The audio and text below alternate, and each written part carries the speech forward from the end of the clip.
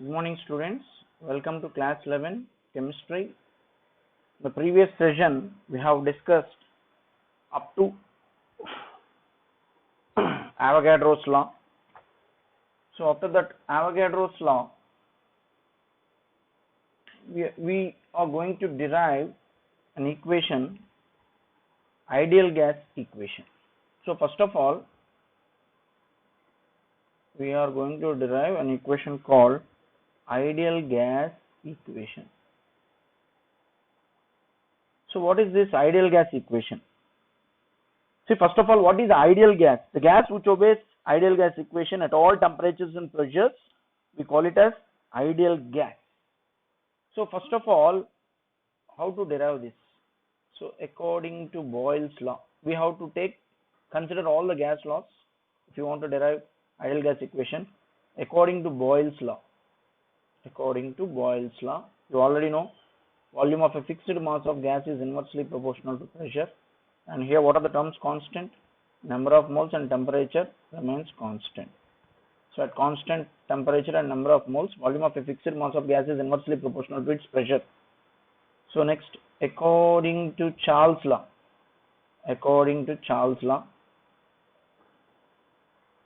volume of a fixed mass of gas is directly proportional to temperature. So here number of moles and pressure remains constant. These two factors remains constant. Next, according to Avogadro's law, so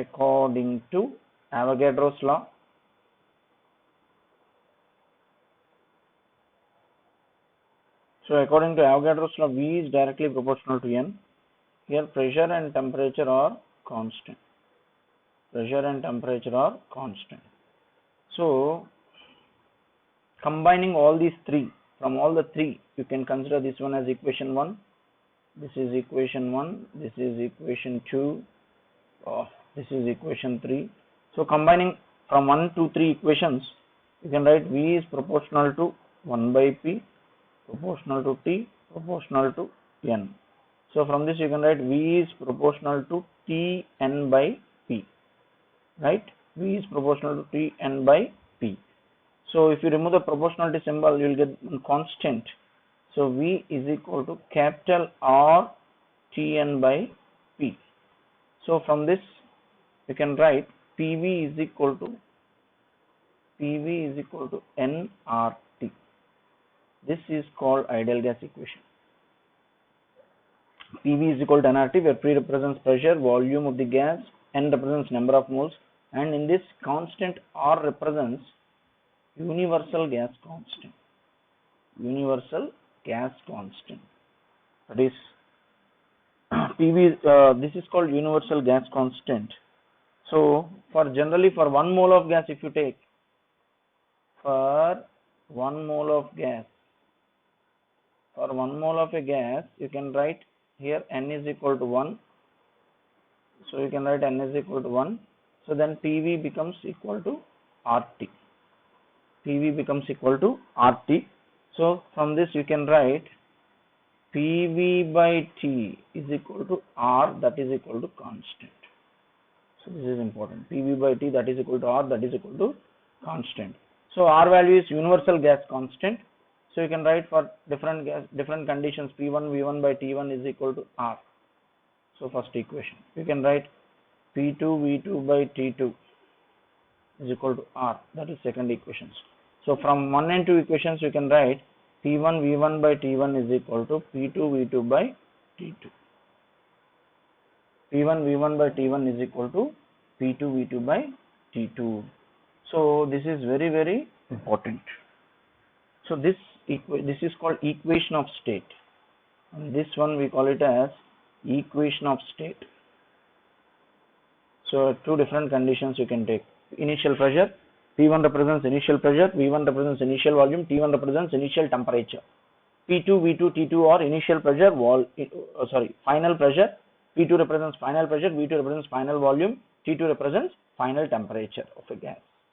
So this is called equation of state. Okay, students. Now you already know that PV is equal to nRT.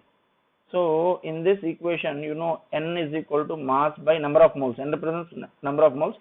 Number of moles means mass by gram molecular mass of the substance. So you can substitute here mass by gram molecular mass. PV is equal to W by capital M RT, where W represents here mass of the substance. W represents mass of the substance. Capital M represents molar mass of the substance. Capital M represents molar mass of the substance. So if you substitute here, PV is equal to W by M RT. So from this you can write P capital M is equal to W by V RT. You already know density is equal to mass by volume. Density of the substance D is equal to mass by volume. If you substitute here density of the substance in place of W by V, you can write dRT. So from this you can write P is equal to dRT by capital M. P is equal to dRT by capital M, where D represents density of a gas. So here for a particular gas you can write pressure is directly proportional to density. Pressure is directly proportional to density. So this is very important formula. So what is an ideal gas? Now how can you define the term an ideal gas? How can you define the term ideal gas?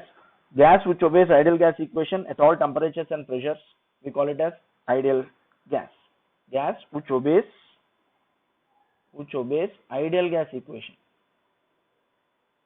Ideal gas equation at all temperatures and pressures.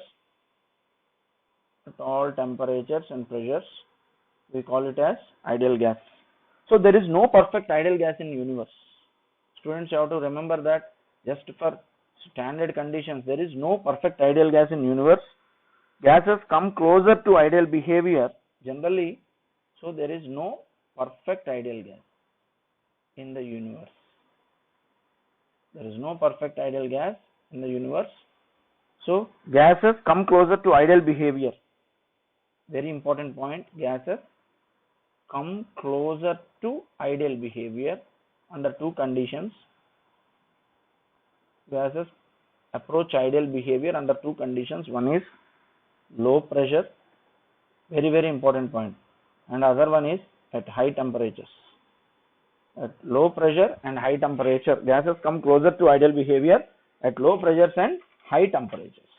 At low pressures and high temperatures. So this is very important, students. Next, there is one concept called open vessel concept. So what is this open vessel concept? So generally in open vessel of a gas, suppose if you take a gas in an open vessel, pressure, volume are always constant. Pressure and volume are always constant in an open vessel. In an open vessel of a gas, pressure and volume are always constant. So for this we can write, since pressure and volume are always constant, here number of, let small n1 comma small n2 be the number of moles of a gas,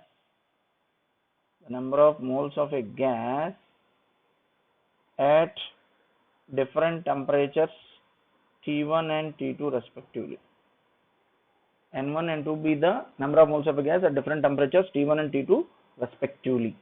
Then we can write ideal gas equation, you know, PV is equal to nRT. In case of open vessel concept, so pressure and volume are constant. So now for this equation we can write PV is equal to, here R is also a constant, PV is equal to N1 RT1, first equation, and the other equation is PV is equal to N2 RT2. So this is second equation. So from 1 and 2 equations you can write N1 RT1 is equal to N2 RT2. So here RR gets cancelled. So from this RR gets cancelled. So from 1 and 2 equations you can write N1 T1 is equal to N2 T2. That is important formula. N1 T1 is equal to N2 T2. So now let us calculate. See, in order to understand the significance of R, we have to understand the significance of R here, universal gas constant, and how it can be calculated. That universal gas constant R. Now keep heading significance of R. Significance of universal gas constant R. So you already know this one. We know that PV is equal to nRT. So R is equal to PV by NT. R is equal to PV by NT. So here you can write pressure into R is equal to P represents what? Pressure into volume by number of moles into temperature, right? Number of moles into temperature. Now you already know what is meant by pressure. Here R is equal to, pressure means force per unit area. Pressure means force per unit area. So here into volume you can take divided by number of moles into temperature. Number of moles into temperature, right? Next, after that you can write so here area you can take length into, so length square you can take area, length into length, and volume you can take here, volume is equal to length whole cube, length into length into length. So if you substitute this parameter here, what I will substitute here, R is equal to force per length whole square into volume means I can take it as length whole cube by number of moles into temperature, number of moles of a gas into temperature. Now from this you can write here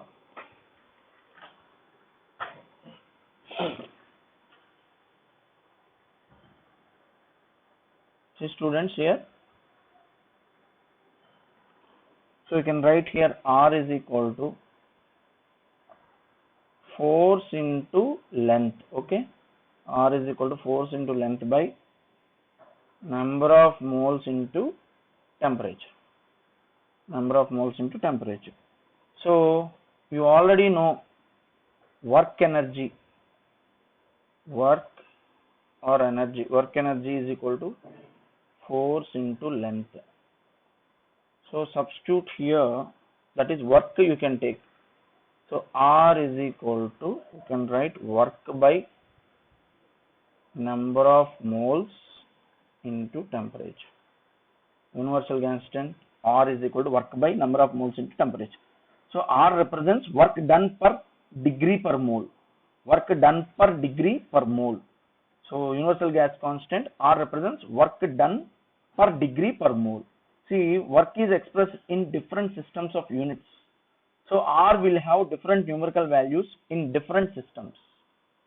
So different numerical values you can substitute, students. See here, different conditions and different numerical values, you can get the R value here. So in SI system,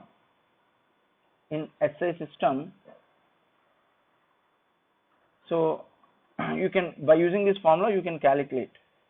So R is equal to work by number of moles in temperature, or you can call, or you can write simply R is equal to, in place of work or energy here. So here you can write energy by number of moles into temperature, number of moles into temperature. So from this we can, by using this formula you can calculate different units. So you can calculate the R value in different units, students. So one tabular form we can have here. See here, units of pressure. So what is that? Units of pressure. units of volume, units of volume, units of R and its R value. So units of pressure, units of volume, units of R, and you can get the R value here, students.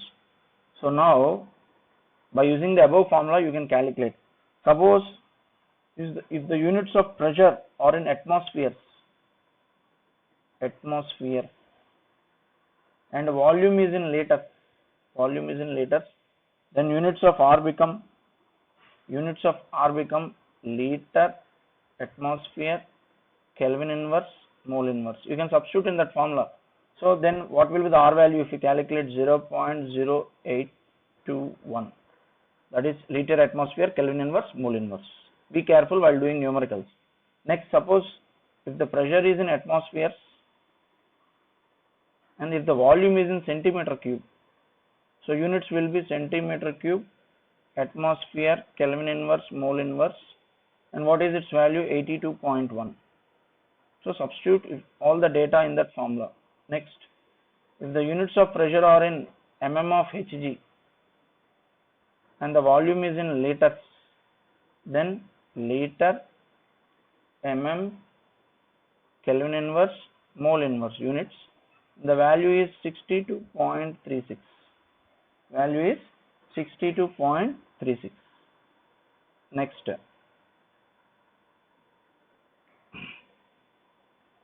so very important tabular form, students. How I got these values means you have to substitute in that formula, above formula, and if it is in units of pressure, if it is in mm of Hg and the volume is in centimeter cube, we will have centimeter cube, mm, Kelvin inverse, mole inverse units. We will have the value of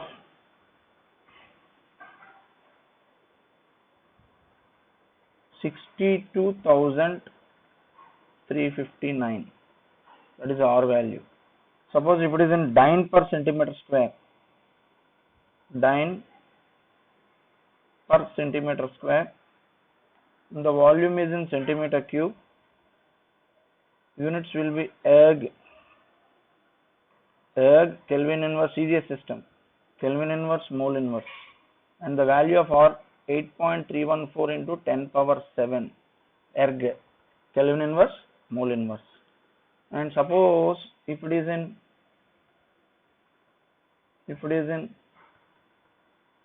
Pascal, or you can call it as Newton per meter square, and the volume is in dm cube, then it will be joule, Kelvin inverse, mole inverse, SI system, that is 8.314. Okay, next.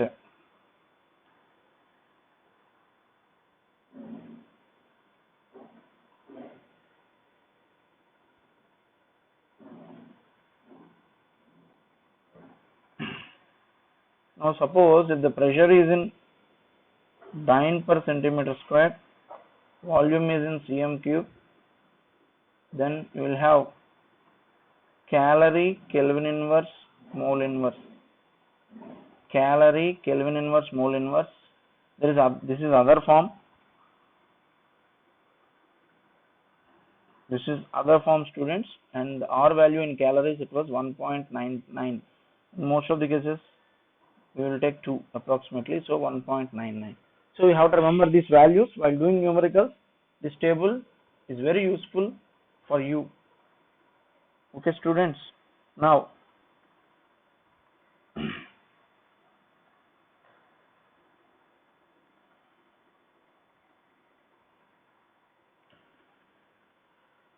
so this is very important topic, significance of R. This tabular form is very useful for you, students. Next, we will have next fundamental law, that is Dalton's law of partial pressures. Dalton's law of partial pressures. So what is this Dalton's law? What is this Dalton's law of partial pressures? According to this law,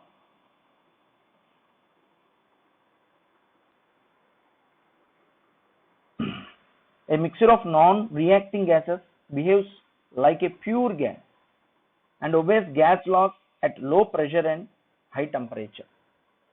So first of all, generally this law deals with pressure exerted by a mixture of non-reacting gases enclosed in a vessel. This law deals with pressure exerted by a mixture of non-reacting gases. You have to take mixture of non-reacting gases. So you have to be very careful. You have to select the mixture of non-reacting gases and you have to place them in a closed vessel. So this law mainly deals with the pressure exerted by a mixture of non-reacting gases enclosed in a vessel. So according to this law, a mixture of non-reacting gases, they behave like a single pure gas and obeys gas laws at low pressure and high temperature. So what is the statement of this? What is the statement of this Dalton's law of partial pressures?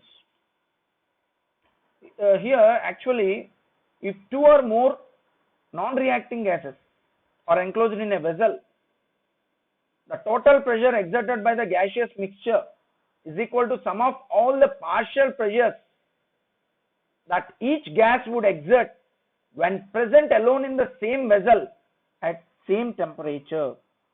So simply we can say total pressure exerted by a mixture of non-reacting gases is equal to sum of the partial pressures of the component gases. In simple words, total pressure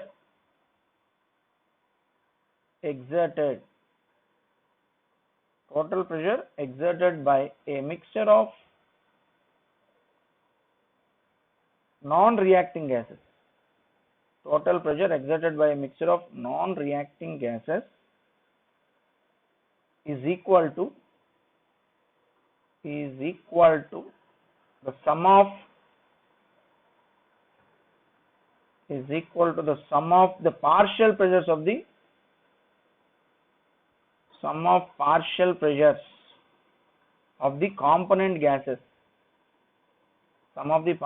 of the component gases. Present in the mixture. So total pressure exerted by a mixture of non-reacting gases is equal to sum of the partial pressures of the component gases. See here, the total pressure exerted by the gaseous mixture is equal to sum of all the partial pressures of gases. Actually, what is this partial pressure? What is the partial pressure here? See, sum of the partial pressures that each gas would exert when present alone in the same vessel at the same temperature. See, what is meant by partial pressure? First of all, what is meant by partial pressure? The pressure exerted by the individual gas component when it is present alone in the same vessel at same temperature. What is meant by partial pressure? Pressure exhibited by an individual gas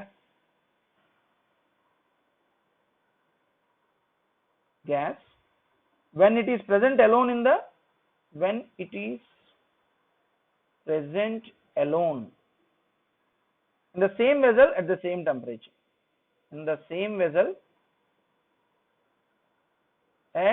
is present alone in the same vessel at the same temperature. That is called partial pressure.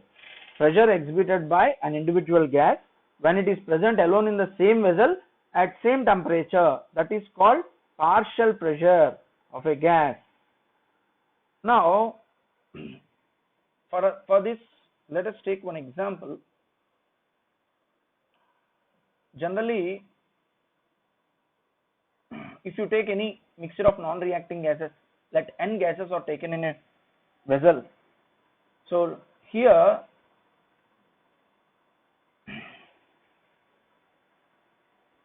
generally, let the total pressure of the mixture of non-reacting gases be P. Let P be the total pressure exerted by Total pressure exerted by the mixture of non-reacting gases. Mixture of non-reacting gases. Mixture of non-reacting gases. And next,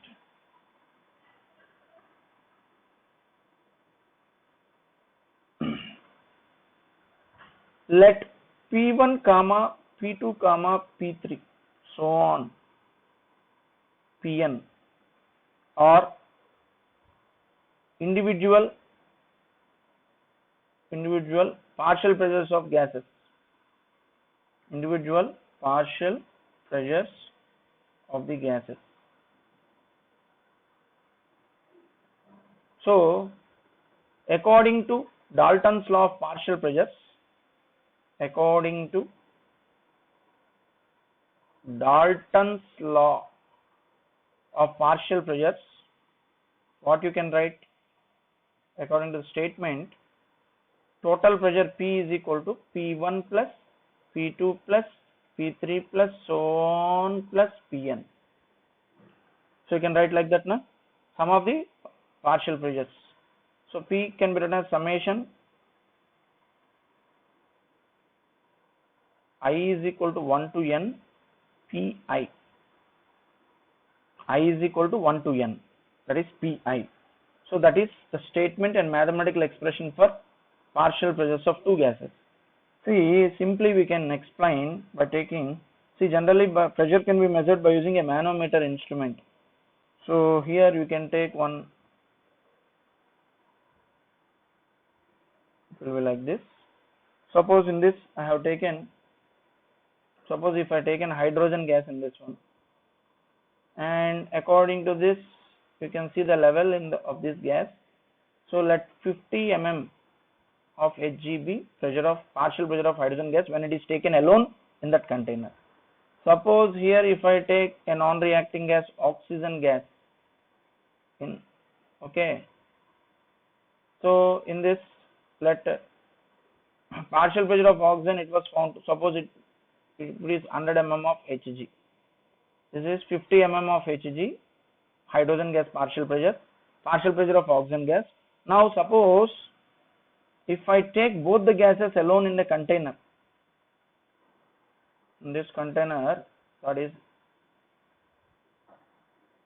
if I take the mixture of both the gases, hydrogen plus oxygen, both the gases if I take in the container, so here what I am going to get, Pa here, that is partial pressure of hydrogen plus partial pressure of oxygen. So finally, according to Dalton's law, total net pressure of this P total partial pressure of the mixture is equal to partial pressure of hydrogen plus partial pressure of oxygen, both are non-reacting gases. So approximately 50 plus 100, that is equal to 150 mm of Hg. So like this we have to apply this Dalton's law. So calculation of partial pressure. Now let us calculate the partial pressure.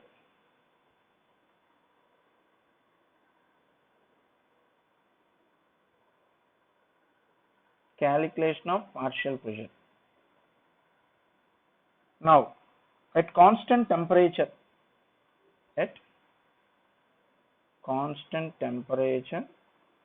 and volume, here I am applying the Dalton's law here. Total partial pressures P is equal to P1 plus P2 plus P3 plus so on. So now I am taking the three components here. So P is equal to, you already know, at a constant temperature and volume, you know P is equal to nRT by V. So here you write at constant temperature and volume. Now apply for different gases. What will be the P1 value? P1 is equal to N1 RT by V. P1 is equal to N1 RT by V. In the same manner, P2 is equal to N2 RT by V. So for three components I am taking. P3 is equal to N3 RT by V. So this is equation 1, You can consider this one as equation 2, this one as equation 3. For 3 components you can apply. Okay, for 3 components I am taking for example. So here total partial pressure P is equal to, what is the formula? P1 plus P2 plus P3. Suppose three gases are there. So P is equal to, I can take N1 in place of P1, N1 RT by V plus N2 RT by V plus N3 RT by V. So if I take like that, so finally I am going to get P is equal to N1 plus N2 plus N3 into RT by V, you can take common.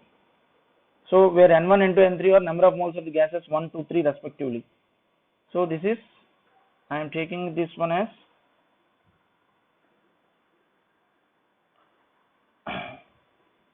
fourth equation, right? Now what I want to do is, I will take the ratio between equation 1 divided by equation 4. That implies equation 1 means here P1 by P is equal to, P1 means here N1 RT by V by N1 plus N2 plus N3 into RT by V. So if I take the ratio equation 1 by equation 4, finally what I will get? P1 by P is equal to N1 by N1 plus N2 plus N3. So what is this? You already know mole fraction. So this can be written as P1 is equal to X1 into P.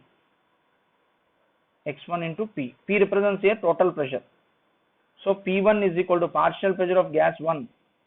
So from this I will get partial pressure of gas 1 is equal to P1. P1 is equal to X1 into P.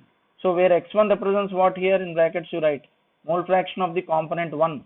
Gas 1 is equal to N1 by N1 plus N2 plus N3. So at the same time you can write partial pressure of gas 2. Partial pressure of a gas 2, that is P2 is equal to what, you will get X2 into P. So here what is this X2? Mole fraction of the gas component 2. X2 is equal to N2 by N1 plus N2 plus N3. This is mole fraction of component 2. So P2 is equal to X2 into P. So at the same time partial pressure of gas 3 also you can calculate. Partial pressure of a gas 3 is equal to, that is P3 is equal to X3 into P. So where X3 represents N3 by N1 plus N2 plus N3. What is this? X3 represents mole fraction of the component 3. So like this, from this you can write partial pressure of a gas is equal to, you can write one formula, partial pressure of a gas is equal to mole fraction of a gas into total pressure. That is a formula, very important formula students. Partial pressure of a gas is equal to mole fraction of a gas into total pressure. Already you know mole fraction of a gas formula. So partial pressure of a gas 1 is equal to mole fraction of gas 1 into total pressure. Partial pressure of gas 2 is equal to mole fraction of gas 2 into total pressure. So this is very important students. So this is very important formula. Now next application, percentage of a gas in mixture is equal to partial pressure of a gas divided by total pressure into 100. Percentage of a gas in mixture is equal to partial pressure of a gas by total pressure into 100. So next we can take total pressure of the gaseous mixture,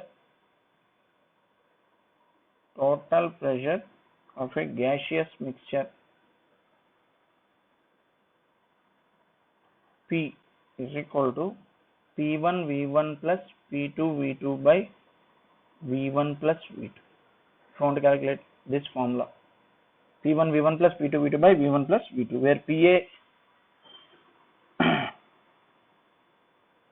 so this is important, where P, so you know P is equal to PA plus PB. So in this PA you can write it as P1 V1 by V1 plus V2, partial pressure of A. Partial pressure of B you can write P2 V2 by V1 plus V2. And total if you take, finally P is equal to P1 V1 plus P2 V2 by V1 plus V2. So this is also very important formula. So partial pressure of any gas is equal to mole fraction into total pressure. So that is very, very important, students. Next,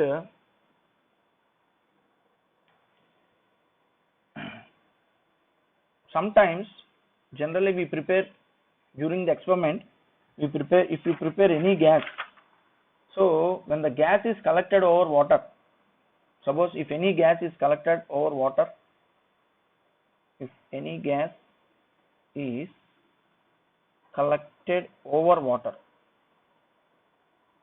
that means that gas is saturated, it is saturated with water vapors which exert their own pressure, So here generally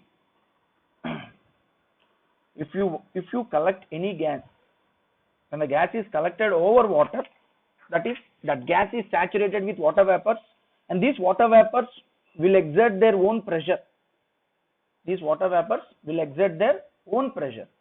So for example, suppose if this is a beaker from some external source,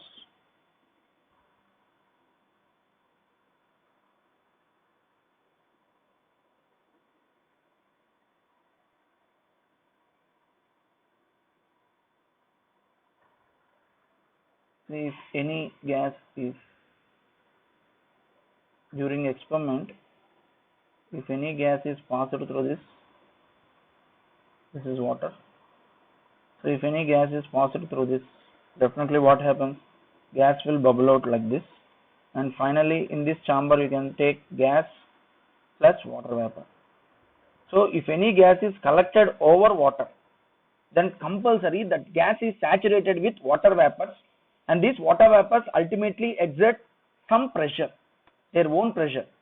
So if under these situations you have to be very careful. There is a new term that is aqueous tension.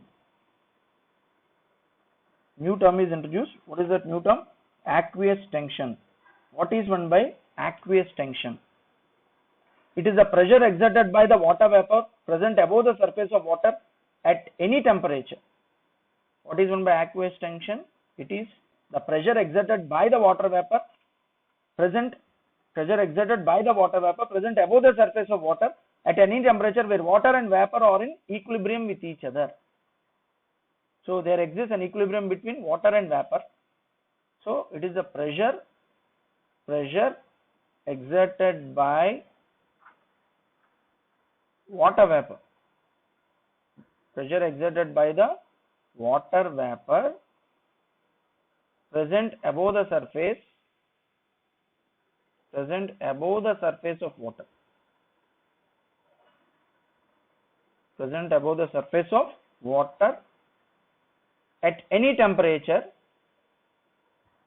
in brackets compulsory, where water is in equilibrium with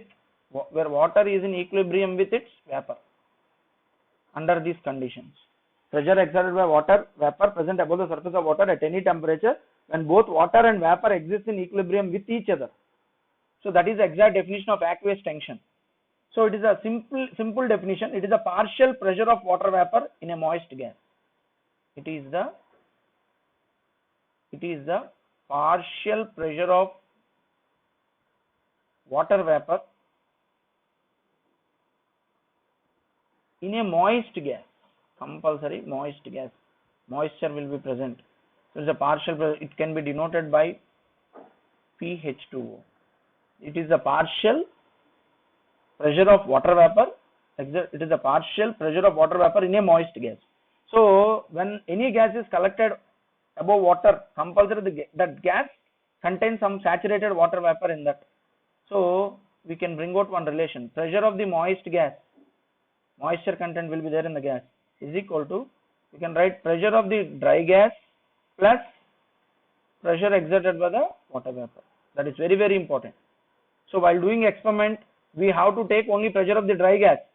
So we have to remove that pressure of the, so pressure of the moist gas is equal to, you can write pressure of the dry gas plus, in this place we can write aqueous tension. In this place we can write aqueous tension. So from these students, what is this aqueous tension? Aqueous tension is equal to pressure of the moist gas minus pressure of the dry gas. So while doing any numericals, if aqueous tension is mentioned in the brackets, be careful. Aqueous tension is equal to pressure of the moist gas minus pressure of the dry gas. So if you want to do any calculation, you have to take pressure of the dry gas. You should not take moist gas. So pressure of the dry gas is equal to, you can write pressure of the moist gas, this value will be given, minus aqueous tension. Pressure of the dry gas is equal to pressure of the moist gas minus aqueous tension. Compulsory aqueous tension value if mentioned in brackets for any gas. Be careful that pressure what is given for you, pressure of the moist gas is given and aqueous tension is mentioned, then immediately you have to convert that pressure in moist gas into dry gas. So while doing calculations, you have to take only pressure of the dry gas. So if it is not given, you have to convert pressure of the moist gas into pressure of the dry gas by applying this formula. Pressure of the dry gas is equal to pressure of the moist gas minus aqueous tension. So this is very, very important, students. This is very, very important. So aqueous tension of water at different temperatures. So you can have aqueous tension of water at different temperatures. It varies with respect to temperature. From one temperature to other temperature, the aqueous tension value of a particular compound will vary. That is very, very, it depends on temperature also. It depends on temperature condition. So if you raise the temperature, what happens to the aqueous tension? It also increases. If you raise the temperature, aqueous tension also increases. That is very, very important point. Okay, students. So this is the important fundamental principle involved here. And one important formula you can write.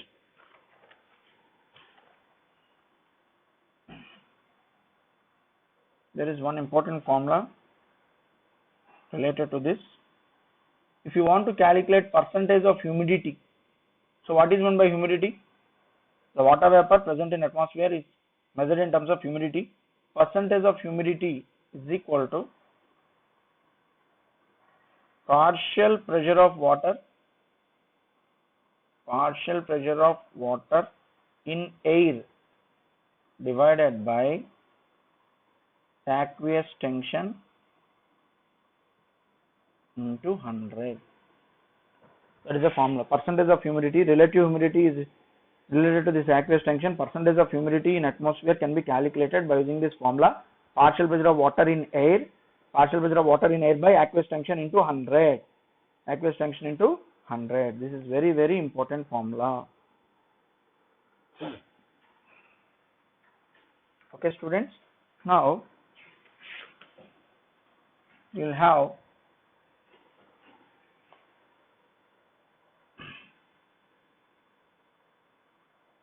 next one, Graham's law of diffusion. Graham's law of diffusion. What is meant by Graham's law of diffusion? This is other law, students. So before going to discuss the Graham's law, you should know the basic definition for diffusion. What is meant by diffusion?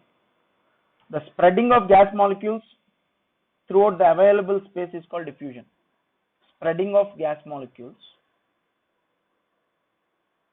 So spreading of gas molecules throughout the available space.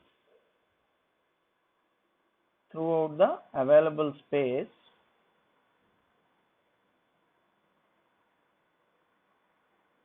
Spreading of gas molecules throughout the available space is called diffusion. So gases will diffuse. Next, what is meant by effusion? What is meant by effusion? It is a process in which a gas under pressure escapes out through a fine hole. So it is a process in which gas under pressure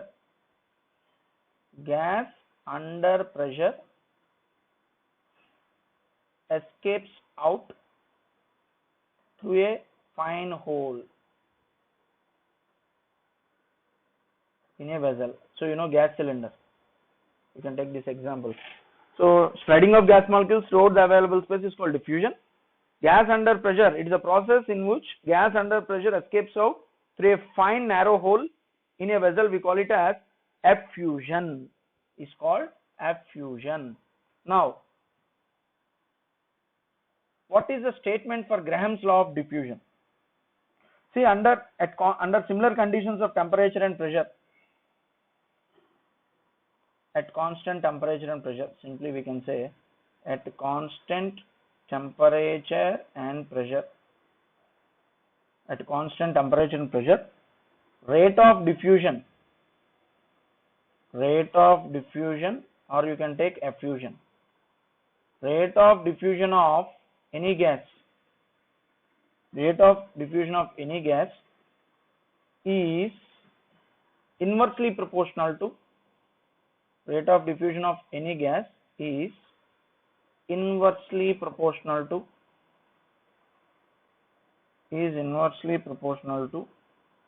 square root of its density.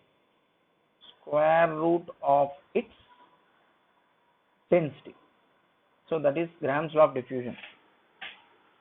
Rate of diffusion at constant temperature and pressure, rate of diffusion or effusion of any gas is inversely proportional to square root of its density. That is called Graham's law of diffusion. What we call that one? Graham's law of diffusion. That is the statement, students. Now we can take, so rate of diffusion of any gas R is inversely proportional to square root of its density. Rate of diffusion of any gas is inversely proportional to square root of its density. So from this you can write R1 is inversely proportional to square root of D1, R2 inversely proportional to square root of D2. So from this relation you can bring out one relation, R1 by R2 is equal to square root of D2 by D1. R1 by R2 is equal to square root of D2 by D1.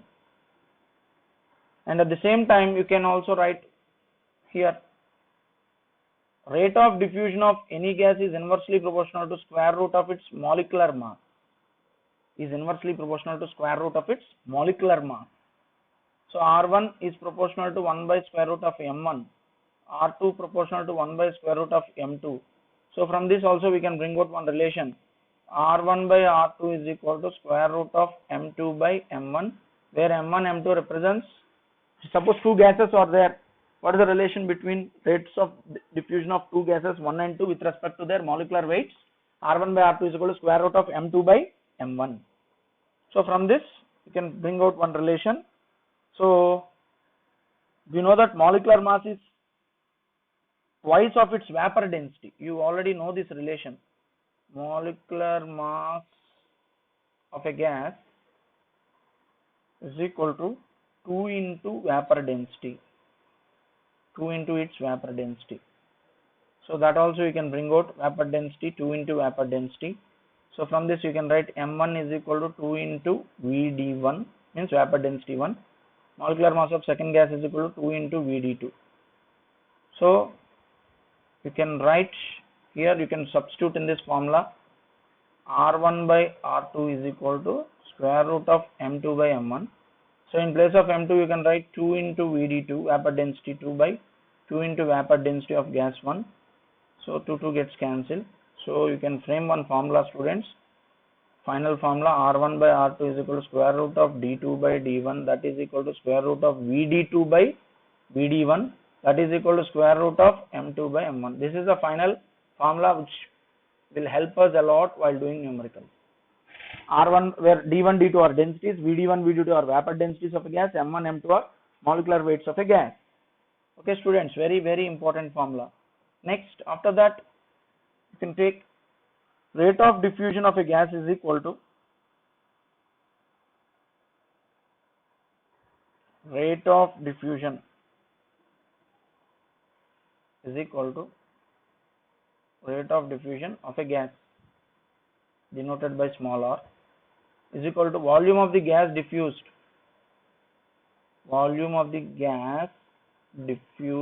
divided by time taken for diffusion.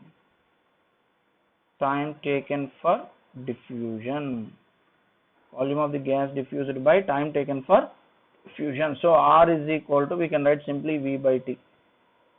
R is equal to V by T. Rate of diffusion of a gas, so is equal to volume of the gas diffused by time taken for diffusion. So here we can apply different conditions, students.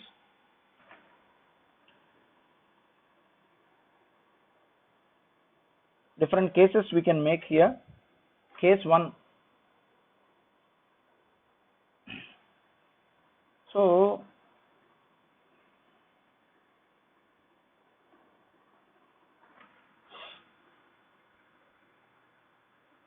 suppose if V1, V2 are volumes of gases diffusing in time intervals T1, T2, then R1 is equal to V1 by T1, R2 is equal to V2 by T2. Okay, you can write like this now. So from this you can frame R1 by R2 is equal to V1 by T1 by V2 by T2. So this is also important formula. So you can make it like this. Final formula R1 by R2 is equal to V1 by T1 into T2 by V2. You can write like this.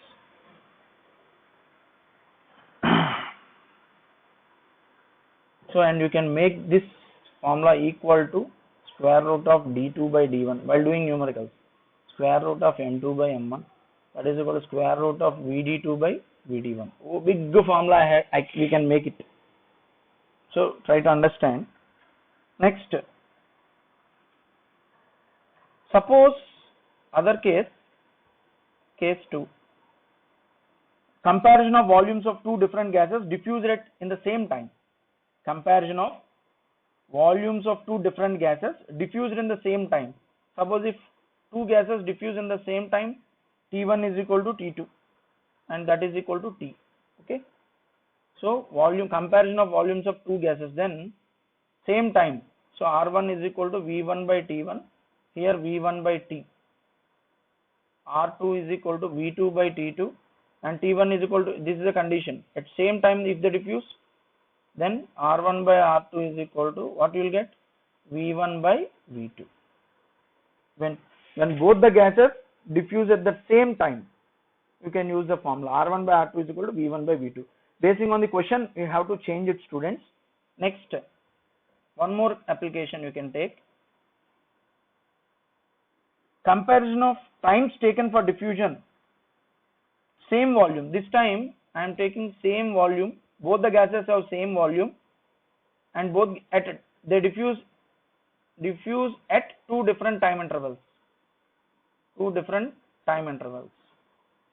Then what happens? Same volume. That means here condition V1 is equal to V2 is equal to V, and time intervals are different. T1, T2 are two different time intervals. So then what happens? R1 is equal to actually V1 by T1 and volume is same, time interval is different.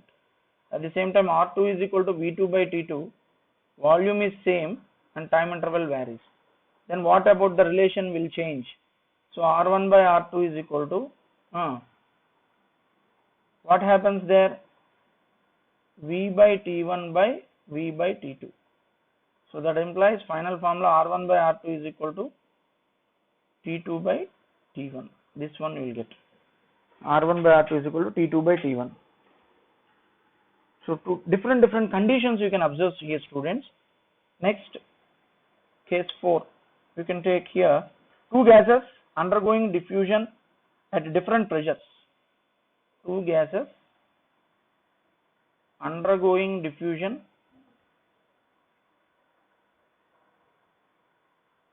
at two pressures. That means at different pressures. Then what you will write, that is rate of diffusion of gas is proportional to P by square root of D. P by root D. Remember that. Two different pressures, two different densities. Then rate of diffusion of gas is proportional to P by square root of D. From this you can write R1 is proportional to P by square root of D1. So R2 is proportional to P2 by square root of D2. Then from this formula you can write R1 by R2 is equal to P1 by P2 into square root of D2 by D1. You can frame this formula. This is the relation. R1 by R2 is equal to P1 by P2 into square root of D2 by D1. So this is case 4. Next, case 5. Rate of diffusion. So two gases undergoing diffusion at same pressure but at two different temperatures. So here you can write one more condition. R is proportional to P by square root of M you take.